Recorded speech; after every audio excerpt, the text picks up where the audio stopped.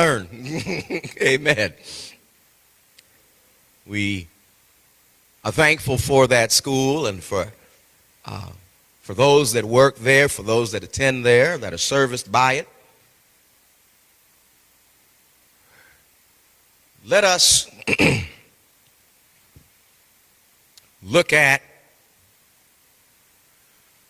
the Gospel of Luke, the 15th chapter. We'll read actually 11 through 32.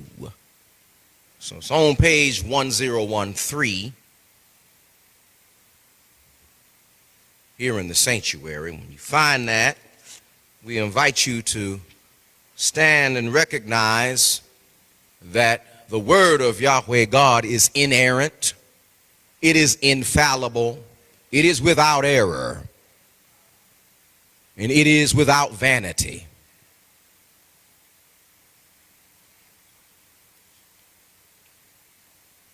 Luke 15:11,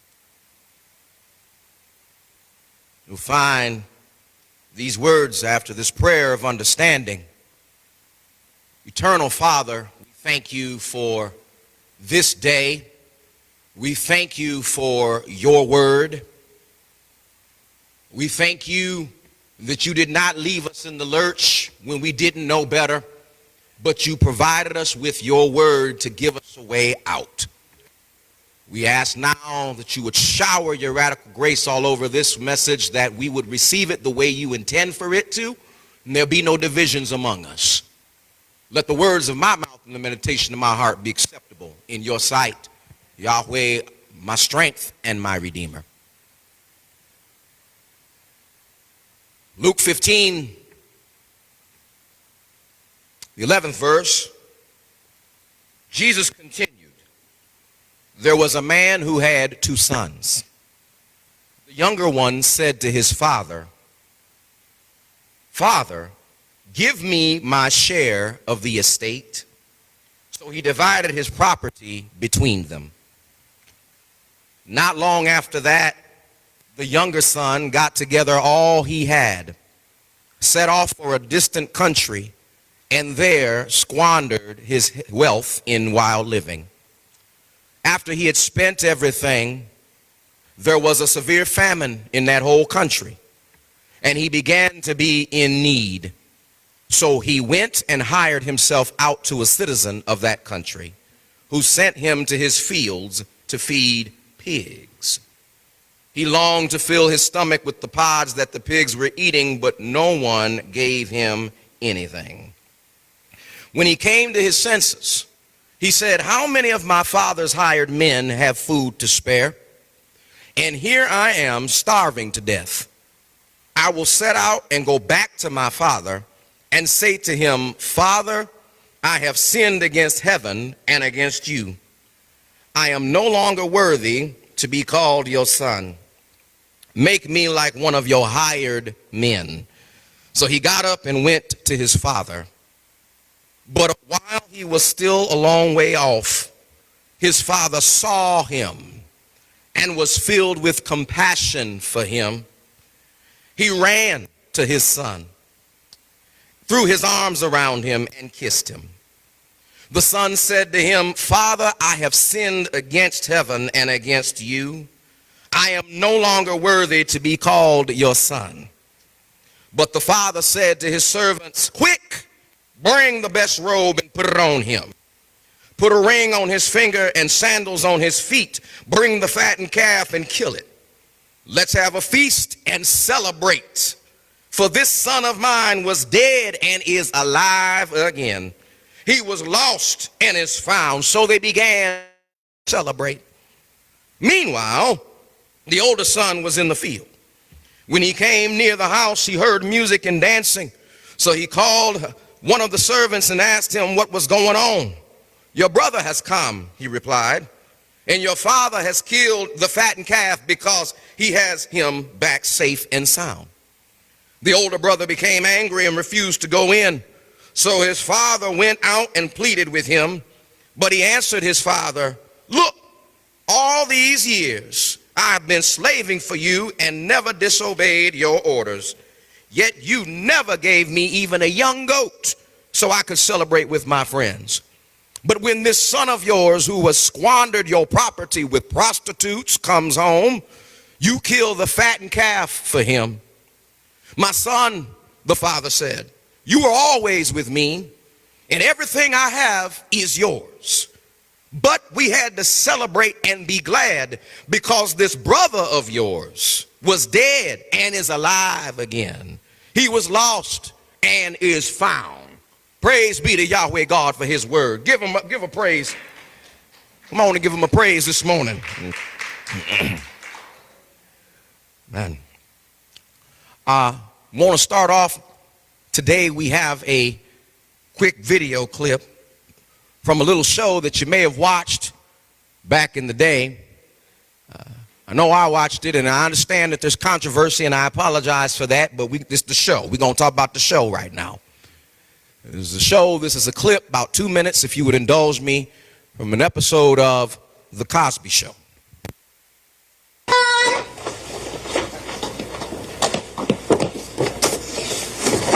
Hi, Andy. Hey, Rudy. I got your mom's dry cleaning. Hi, Andy. Hey, Miss Huxtable. Did you get that spot out of my red blouse? You know our motto. We go to great pains to get rid of those stains. So you got it. Well, we went through a lot of pain, but you still have a stain. But everything else came out beautifully. Well, thank you. Here's your exact change. $18.50. Thanks. Thank you very much, and I'll see you next week. Miss Huxtable, I'm afraid you're $2.30 short. I am? Well, now. It must have fallen on the floor. I know. Andy, I put the money right here.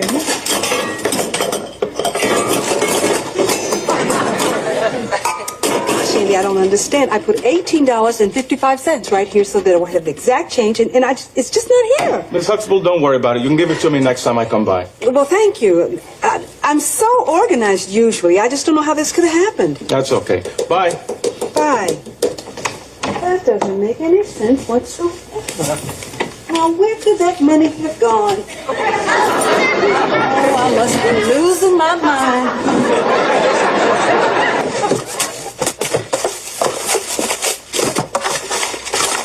Leaving town?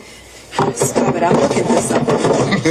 This morning I put $18.55 down on the stove so that when Andy came from the dry cleaners, I'd have the exact change for him. And when he came, I was $2.30 short. Well, see, I don't know, but I must have dropped it somewhere between here and the kitchen, because how could $2.30 just disappear like that? I'm so happy to hear this. Here's the lawyer. Order all the time. And now you can't find $2.30. Make fun of your husband when he can't find anything. And here she is desperately tearing up the room for $2.30. So, if you remember that episode, you know that the young lady that was sitting there, of course, was Rudy, and Rudy had borrowed the $2.30 off the counter to go get this shirt. And so Rudy needed to have that shirt because her friends had that shirt and everybody was going to have that shirt, and there wasn't but a few left. And so when the friends came over and said, come on, Rudy, we're going to go get this shirt, and she couldn't acquire the money through means of integrity, she said, I'm just going to borrow the money because Kenny, Bud, her next door neighbor, was supposed to bring her the money a little bit later. So what ends up happening is that Claire, a lawyer, a high-powered attorney, a partner in her law firm, the mother of mothers of the 90s, every mother wanted to be like her in the 90s. She has it all together. Cliff even said so in the clip, said, now look at you, you're tearing up the house. You saw her. She's tearing up the stovetop. She crawling all down on the floor in a way that's undignified of a lawyer. She's pulling out all the drawers in the house, in the upstairs, and there's a later clip, but I ain't want to keep y'all here all day because it's the World Championship days for track, and I want to go home and see it.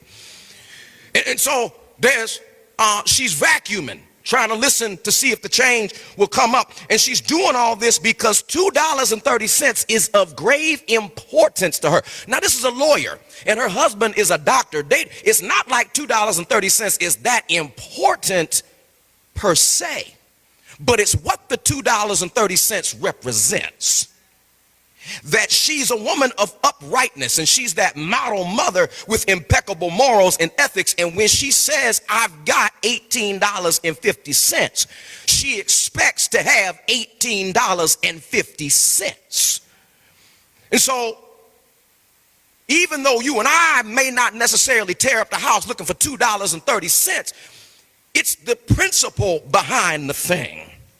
That because of who I am, I've got to go and get that. And so in Luke 15, Jesus tells a parable that has 3 episodes. In the first episode, there's a woman who loses a coin, and much like Claire Huxtable, she turns the house upside down looking for it. In the second parable, the second episode, there's a shepherd who loses one, or who has 100 sheep, and he loses one of them. One of them escapes and gets lost in the desert, and so he cares so much about the integrity of all 100 of his sheep that he leaves 99 behind to go get the one. And in the third and final episode, a father has 2 sons. One of them, the oldest, always obeys and always does right in his eyes, and he believes that means also in his father's eyes. And the younger one does not. He thinks he's arrived, and he thinks he can do life all by himself better than the way his father taught him. In fact, he kills off his father. You see, you understand, you can kill somebody with your mind.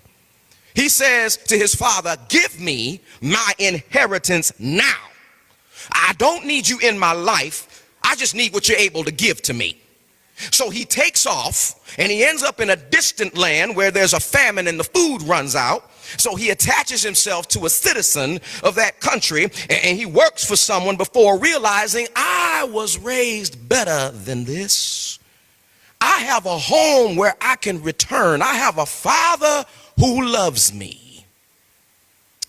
In order to understand parables, we have to understand 3 things. 1, context. 2, characters.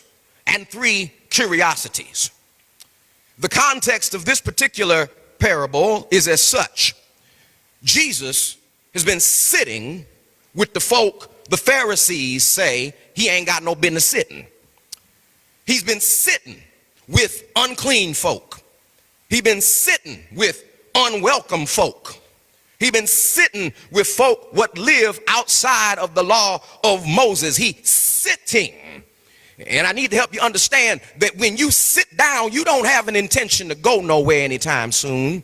So it's not just that he's passing by them and that he's saying hello in passing, but no, he's spending time with the bad element. He's showing that you are worth my time. I'm gonna grab a Snickers and sit down next to you. And there ought to be somebody here who is glad today that Jesus just wants to sit with us.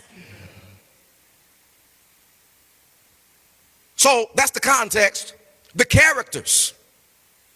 This might upset your understanding because you graduated from Sunday school and from Vacation Bible School, and so you believe, of course, that this is in fact real people. But whenever Jesus tells parables, he does so using characters that typify real people or even groups of people. And so the father is clearly Yahweh.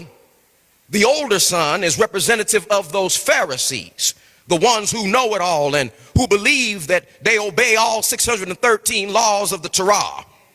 So now, who could the younger son be? Who could Jesus be referring to that could possibly fill the role of the prodigal son? Who could possibly have strayed away from the ways of their father and find themselves tied up with a citizen from another place and stuck in a mess? Who could it be? Who could it be? I just don't know. Could it be you? Could it be me? I know know it's Sunday and we're all in our Sunday best and we're in the sanctuary and our hands were lifted up just a while ago. But I need to tell you a secret. All of we like sheep have gone astray. Yes, me with my pastoral degree. You who ain't ever cussed a day in your life. Him who just prayed for you. Her who hugs you tight and says, peace be with you. All of us. Go ahead and drop that stone, because if I didn't mention your sin, I'm coming for you a little bit later. So we got our context, we got our characters. Let's look at the curiosity. Because at a glance, everything seems fine. But within every parable, there is a present problem. There's something going on that ought not be going on. And once you identify the outlier in the parable, that thing that's out of place, that's where you find radical grace. Jesus tells parables to help illustrate for us and to make real to us Yahweh's radical grace in a way that we've not seen before. Jesus is walking, talking radical grace, and he teaches us these parables so that we might find this grace operating in ways that we've never dreamed we'd ever see it operating. The cliche definition of grace is Yahweh gives us something that we don't deserve. And that might be the base of the sundae, but Jesus says, let me give you the whipped cream and the cherry. That there's something about Yahweh's grace that's even better than that. And it is in the parables where we'll find this radical grace illustrated for us.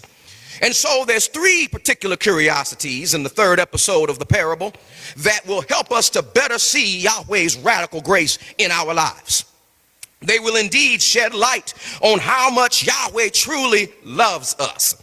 First of all, remember that the younger son comes to his father and asks his father to give him the due portion of his inheritance so that he can run off and do him.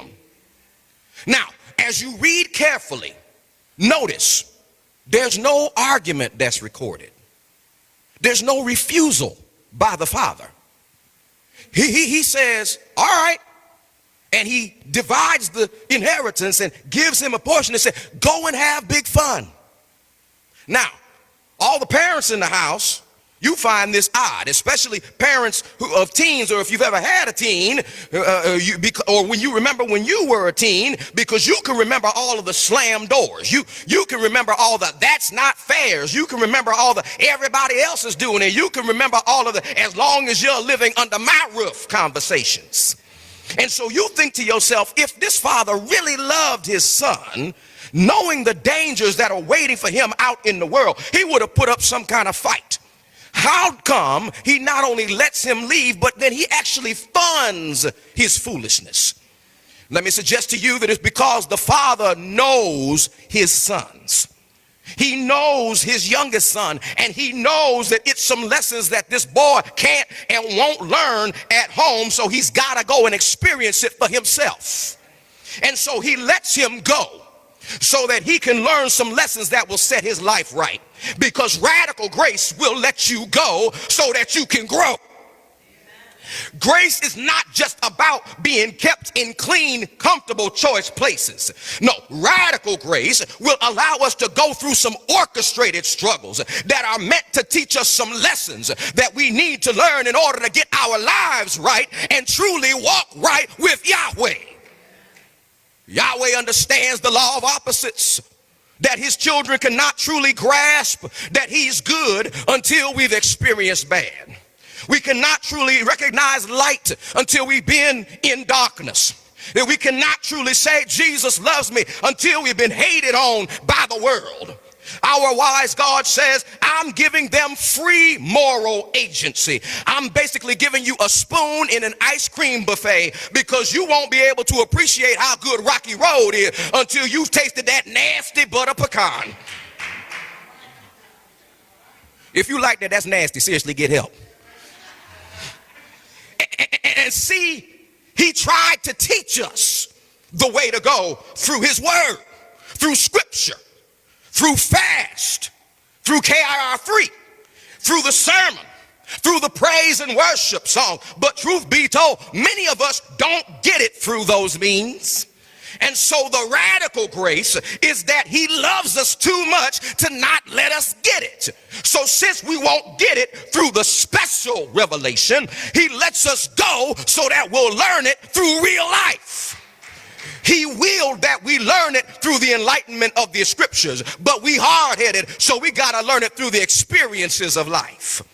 That is why what we didn't internalize from the scriptures, we learned out in the streets. Holler if you hear me. What we didn't get from the pulpit, we learned in the pig pen. What we didn't take away from living in mama's house, we gonna get it after living in the dope house or the standing up in the courthouse. Because what Yahweh is saying is, I'm gonna release you into some orchestrated struggle that is meant to teach you a lesson that you got to learn the hard way.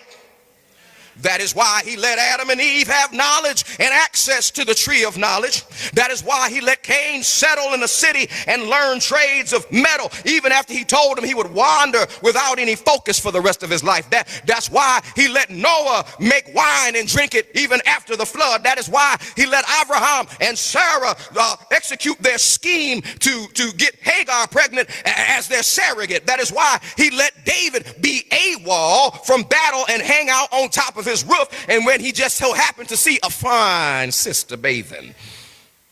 Because as Kevin Hart said, all right, you gonna learn today. I wish, is there anybody here who knows that Yahweh lets you go and do you?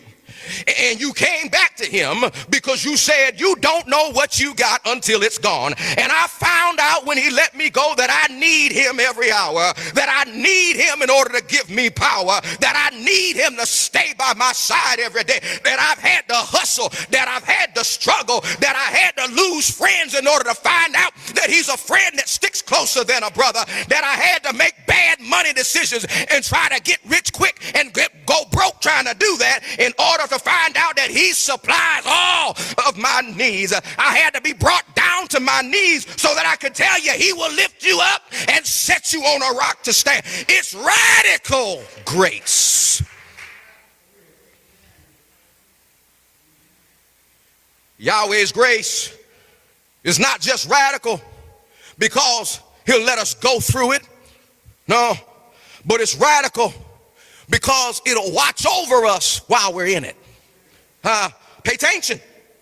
The youngin leaves. Father lets him go. Luke says when he comes to himself, he decides to go home, and the father sees him from afar. The youngin leaves. He goes away to another land. But when he comes back, the father sees him from afar. Now, the third time is a charm. You're still not picking it up.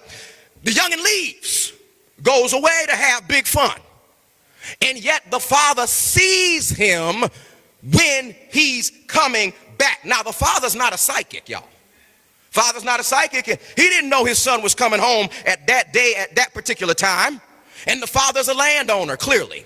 So that means he's got work to do. And yet the father sees him before he sees the father.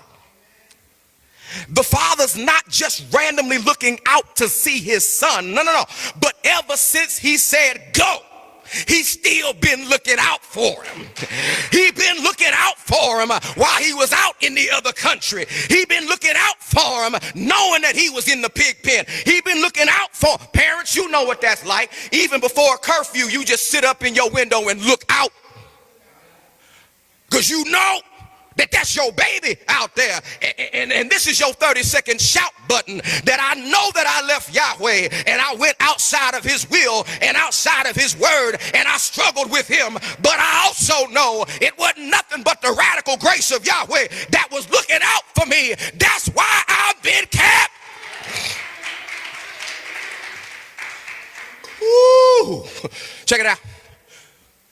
When I moved out of my parents' house. I moved away from home when I was 32. Now, I got two of my former students here, and I tell all my students that I'm 22. So look here, don't tell nobody, y'all. Don't tell nobody my real age. So I moved up here. I lived in Kentwood for about half a year. Then I moved to Wyoming. I lived in Wyoming for about 5 years now. I live in Granville. And I've been pretty good about my finances. I had a good job, and You know, you get a good job and stuff just start rolling in, and you get that direct deposit, and then you start to set up your auto pay. And so I set up my auto pay because I wanted my car note to be paid automatically. And I set it up thinking that it was going to pay it every 2 months. That it was going to pay it by 2 months, because I didn't know what bi-monthly meant. I didn't know what bi-monthly meant. So I set it up to pay bi-monthly. And what I wound up doing, instead of paying $450 in August and $450 in September, I wound up paying $900 in August. And so what that would happen to do, as you can imagine, because I wasn't getting, I'm a teacher, I don't make that much. So it started to deplete my account.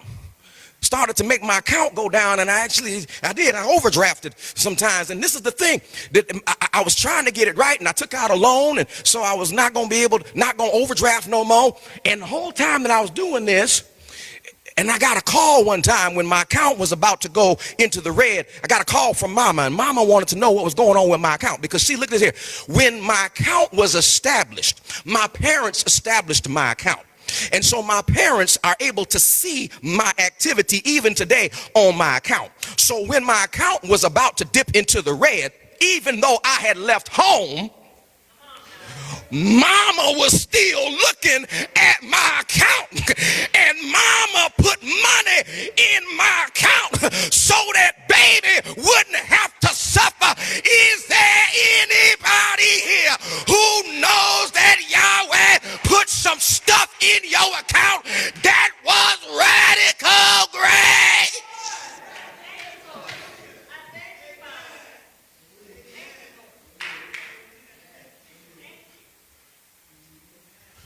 It's radical because it'll let you go so you can grow.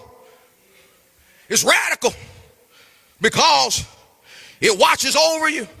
And now, look at this. It's radical because it'll let you lose the rest so that you'll want the best. There is something flat out despicable about this young man's relationship with his father. Remember, he comes to him and he says, give me my inheritance. He wishes his father dead. In case you missed it earlier, he says, I don't want you in my life. I just want what you got in my life.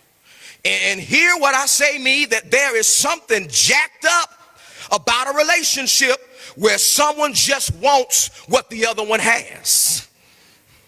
And I said earlier, drop your stone because I'd be in your kitchen later. Welcome to later. Stop thinking about your former friends or about your former main squeeze. I'm not talking about them. Stop thinking about that neighbor that's always borrowing stuff from you and never returning. No. I'm talking about us. I'm talking about us, because in our own way, are we not always coming to Yahweh talking about what we want? Bless me indeed. Give me a portion of my head. Enlarge my territory. No good thing will you withhold from me. He's able to do above all that we can ask or imagine or think, always wanting from God and never just wanting God. Always building our hopes on things temporal instead of eternal. So now watch the radical grace.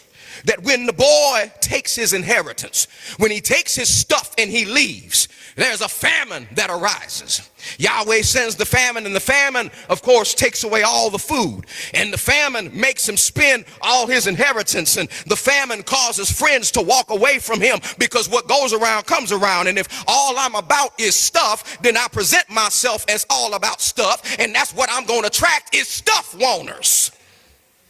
So when I ain't got stuff, they leave. So then that famine puts him in a place where he comes to realize that everything I got cannot help me survive in this place where I am. And it's like a certain ex-president is finding out that when you get into a certain dark situation, don't nobody care how much money you got. Don't nobody care how much real estate you own. Don't nobody care what your profession used to be. You need something bigger than what you have in your hands. And in fact, it is when you no longer have what you had that you truly begin to internalize who you really are. That's what radical grace will do. It'll make you come to yourself. The Greek word from the verb erchomai in the aorist, it actually means to return to how you were.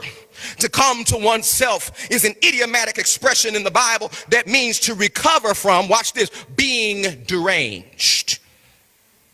So in the parable, Jesus indicates that the state of mind of the younger son is one of insanity. Country singer George Strait put it plainly in his song. He said, nobody in his right mind would have left her. He says, I had to be crazy to say goodbye.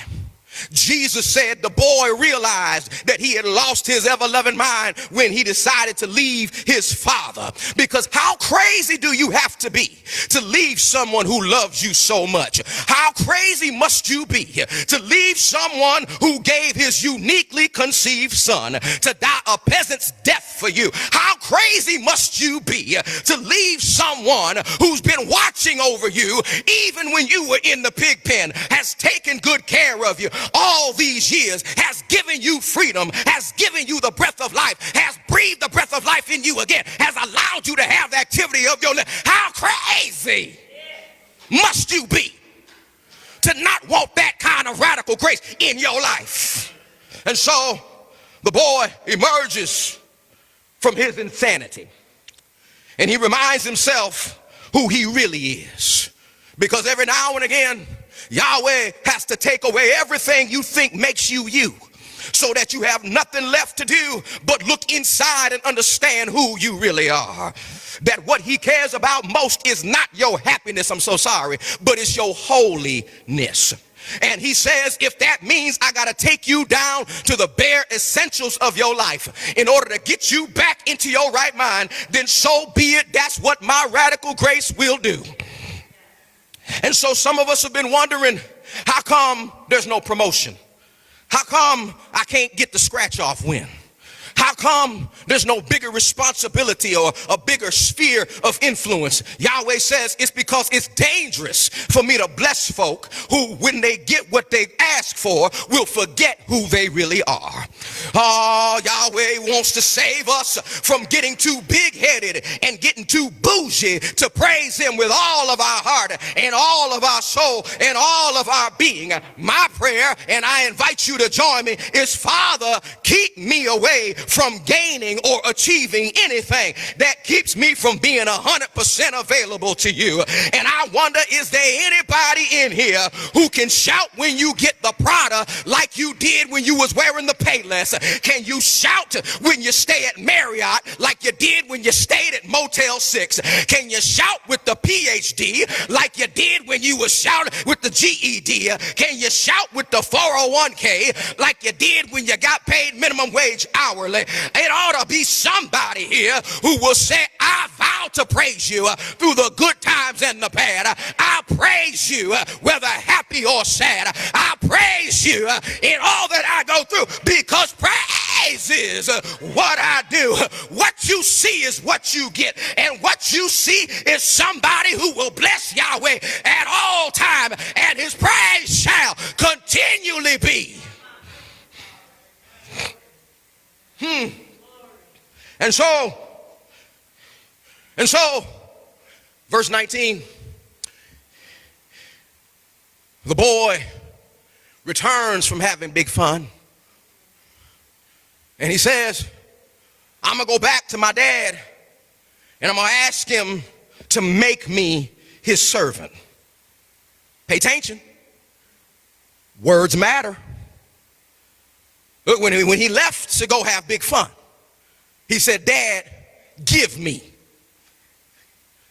Now, he stops being crazy, realizes who he is, and he says, Dad, make me.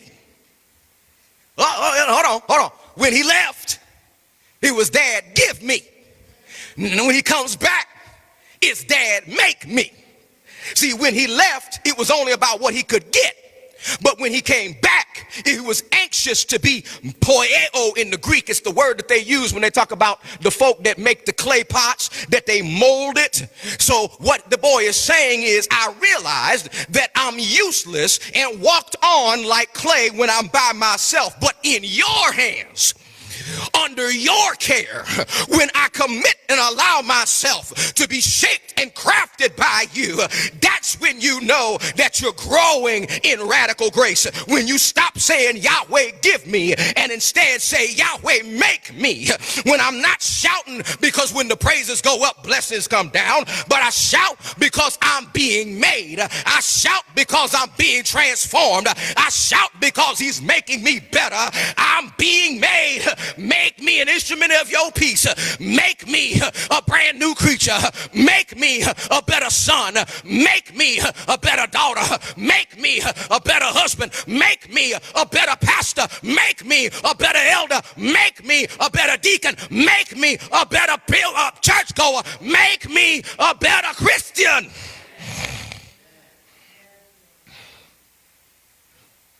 So, radical grace, let us go before so we can grow. It'll watch over us while we're out.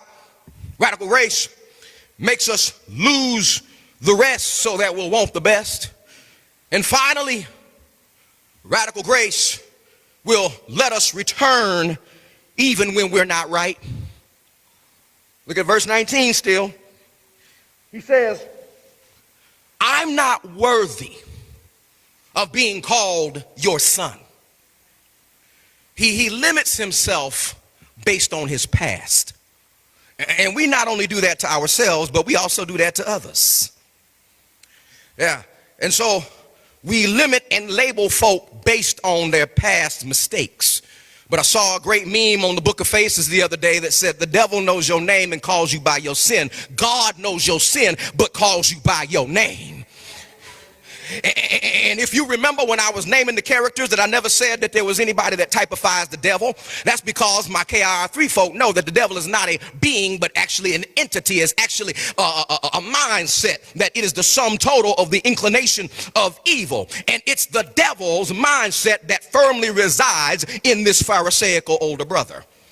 Look at what he says in verses 29 and 30. He said, how you gonna bless him after how he did you?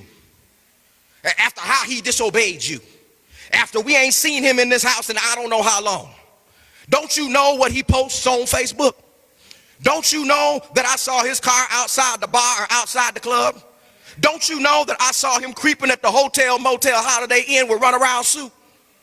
We got to be careful trying to call folk out behind their past, because if you in here right now in the present, guess what that means you got?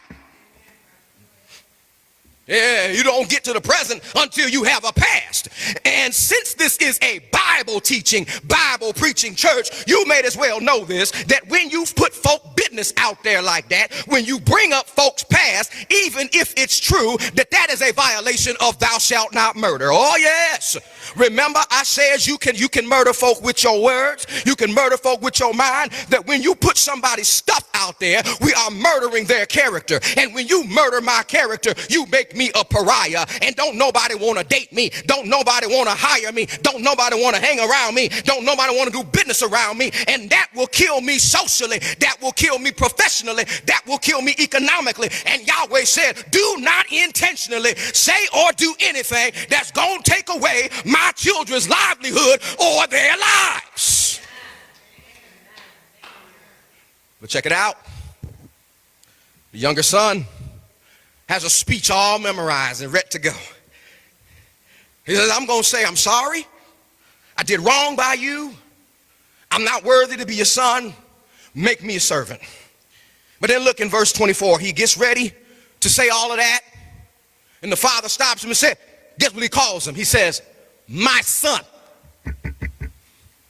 The father stops him in the middle of his speech. He's saying, I'm not worthy to be your son. My son. That Yahweh's radical grace will claim us even when we're not worthy. All you got to do is confess and believe that you're not worthy, and he'll take care of everything from the other end. That not only will grace claim us, but radical grace will celebrate us. The Father says, bring out the fattest calf that we got. And we finna party like it's 1999 because my baby came home. Don't get it twisted that there is no celebration for the going out, but there is all kinds of celebration for the return. This is why the angels celebrated and sang glory to God in the highest, peace on earth and goodwill to men, because the birth of that baby boy would mean the complete return of Yahweh's creation back to him. It's because of his radical grace. His radical grace celebrates me and gives me stuff of which I'm not worthy. His radical grace is not a funeral repast. No, it's not a celebration of life. It's more like a graduation open house where I'm proud of what you've done up to this point, but I'm even more proud because I'm sending you out into the world with these lessons that you've learned, and you are about to do even bigger things. His grace is radical also because it covers us. Look at what the Father does. He sees the Son coming. He said to his servants, go get me a robe to cover my son. Now, son ain't had no shower. Son still stank. Still got pig mess all over him because he's been in the pig pen. He's covered in dirt. And folk are going to see him. And the Father says, before they see you and say, there go Morgan's son, I'm going to cover you up so that you actually look like Morgan's son. The Father says, I got to cover you up, my child, with more of me, stuff that represents me, so that folk can't see what you really been up to. The Father says, I'm covering up your mess. Is there anybody here who's glad that Yahweh is covering up your mess? And you're probably saying to yourself right now between your teeth, Lord, if they knew what I did last night, they would not be sitting next to me. I thank Yahweh God for his radical grace that he covered me and that they can't see how dirty and wretched I've really been because he covers me. He covers me. One more thing, I promise you, because we're ready to go watch the championships. You know I like to shop. Y'all know I like to shop for clothes. And has anybody ever shopped at Kohl's? Ever shopped at Kohl's? Kohl's is a different kind of department store. Kohl's is different from Macy's. It's different from JCPenney's. It's different from Von Maur. It's different because Kohl's has what is called hassle-free return.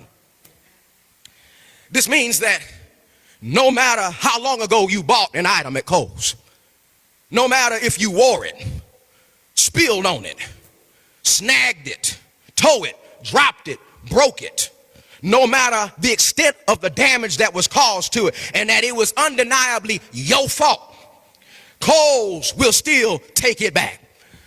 I gotta go now, Kuwait Community Church. But before I do, I need to let you know that Yahweh said, you've been calling me El Shaddai. You've been calling me Yahweh Yireh because I provide. You've been calling me Yahweh Rapha because I will heal. You've been calling me Yahweh Zidkenu because I am your righteousness. You've been calling me Yahweh Shalom because I will be your peace. But I got another name that you can start calling me. You may as well call me Yahweh Kohl's, because no matter how broken, busted, and disgusted you are, no matter what kind of user error it happened to be, no matter how dirty and ratchet you are, I have a no hassle return policy. I I will take you back. I am standing at the door waiting for you to come back. My radical grace wants you. My radical grace will cover you. My radical grace will celebrate you. My radical grace will look out for you. My radical grace wants you and your mama. My radical grace wants you and your sister. I want all of them to come back to me. For Yahweh loved the world. He gave his only begotten son, and whosoever believe in him should not perish but have everlasting life. Say yes. Say yes. Are you excited about his radical grace? Are you excited that he reached down and saved a wretch like me? Yeah.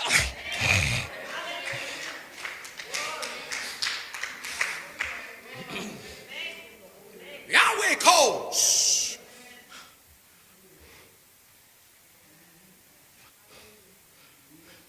Yes. Huh.